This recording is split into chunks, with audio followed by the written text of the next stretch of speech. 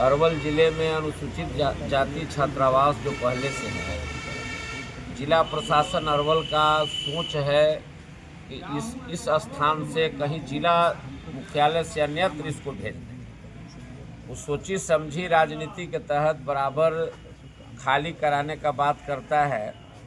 पहले इसमें जवाहर नवोदय विद्यालय चलवाया, उसके बाद आपको अभी होम गार्ड का अस्थाई कहिए, उसका मुख्यालय के रूप में चला रहा है, उसका भी बन चुका है होम गार्ड का।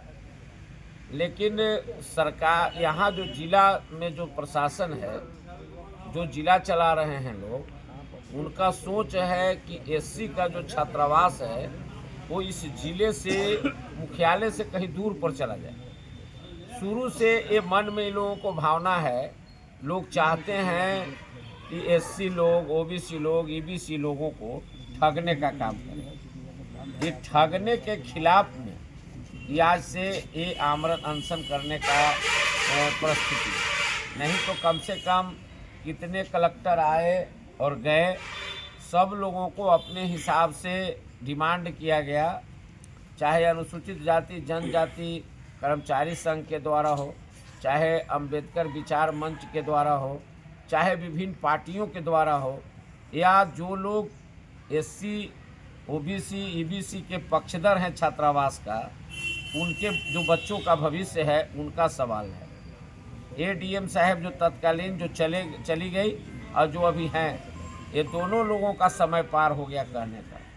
दिसंबर महीना बीत गया, लेकिन अभी तक ये अनुसूचित जाति छात्रावास जो ऑलरेडी बना हुआ है उसको खाली कराने पर अभी तक किसी प्रकार इनको कोई कार्रवाई नहीं की जा रही। इसलिए आज जो है आपको यहाँ बाबा साहब अम्बेडकर के प्रतिमा के नज़दीक जिला मुख्यालय पर कलेंदर जी जो डॉक्टर BR अम्बेडकर विचार मंच के अध्यक्ष हैं और इनके सहयोगी लोग आमरण अनशन पर बैठे हुए हैं।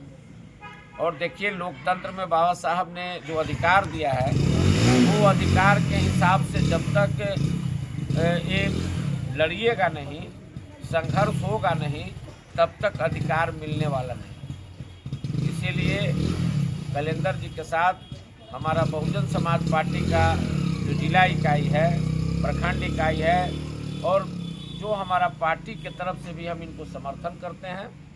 और ये तो आप अनशन पर बैठे रहेंगे, लेकिन इनके सहयोग में जो कलेक्टर से के पास धरना प्रदर्शन का भी कार्यक्रम होगा, अगर संज्ञान नहीं लिया गया जल्द में, तो इसमें हम लोग बाबा साहब के जो हम लोगों का जो संवैधानिक अधिकार है, उस अधिकार के तहत इस संघर्ष को तेज करेंगे। और जब तक खाली अब नहीं हो जाएगा, छात्रावास जो बना हुआ है मेन रोड NH 139 पर अनुमंडल पदाधिकारी के बगल में वो आपका ज़मीन है, जब तक वो खाली नहीं हो जाएगा जब तक हम लोग ये अनशन को हटने वाले हैं। तो भैया, अभी वहाँ पे होम गार्ड के जवान रह रहे हैं, तो जो खास तौर से जो इसके लाभुक होने चाहिए उनको किस तरह की परेशानियों का सामना करना पड़ रहा है? देखिए, होम गार्ड वाला तो ये बाद में आया, उसके पहले भी कुछ संस्था चलता था। आप समझ लीजिए, उसको बोला गया कि नवंबर से दिसंबर तक आपको खाली करा देंगे। इनका भी ऑफिस ऑलरेडी बन चुका है पिपरा बंगला में, जानबूझकर फिर कोई नया चीज़ शिफ्ट करने के फेरा में है।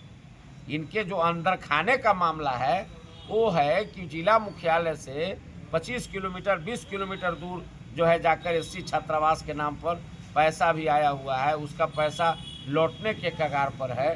कभी बनने का, कभी बनवाने की बात है। कभी भी जिला प्रशासन ये बात को नहीं समझ रही है कि जब ऑलरेडी जिला मुख्यालय में अनुसूचित जाति छात्रावास का ज़मीन है तो बाहर ले जाने का क्या मतलब बनता है।